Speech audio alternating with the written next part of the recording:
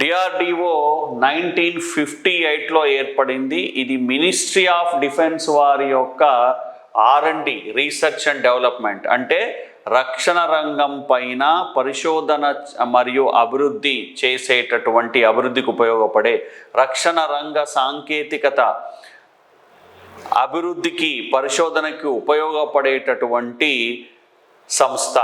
ఇది ఎవరి ఆధీనంలో ఉంటుందంటే మినిస్ట్రీ ఆఫ్ డిఫెన్స్ వారి ఆధీనంలో ఉంటుంది. ఓకే, రక్షణ శాఖ వారి రక్షణ మంత్రిత్వ శాఖ వారి ఆధీనంలో ఉండి రక్షణ రంగ సాంకేతికత పైన పరిశోధన అభివృద్ధి చేసేటటువంటి ఒక organization DRDO. DRDO is an organization under control of Ministry of Defence, mainly focus on defense technology related research and development. ఇది ఫస్ట్ డిఆర్డిఓ దేనికి అనేది. Harikrishna, good morning. సో అది డిఆర్డిఓ. సో ఫస్ట్ పాయింట్ మనకి ఇక్కడ ఫస్ట్ సెంటెన్స్లోనే ఒక point మన competitive ఎగ్జామ్లో రావచ్చు.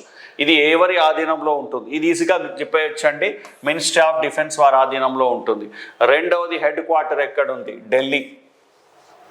ఓకే, సో ఈ రెండు పాయింట్లు ఎప్పుడు ఏర్పాటు అయింది అనే దానికంటే ఈ రెండు చాలా ఇంపార్టెంట్ అండి. సో ఈ స్టేట్మెంట్ అనేది మనకు చాలా చాలా ఇంపార్టెంట్.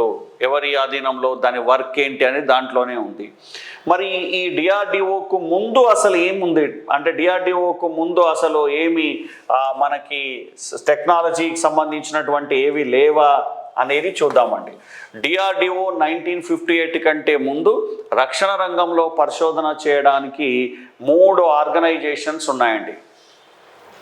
వీటి కలయిక ఫలితంగా ఏర్పడిందే డిఆర్డిఓ. 1958లో డిఆర్డిఓ ఏర్పడింది. Before 1958 3 organisation, government of India established 3 organisation for development R&D activities of defence.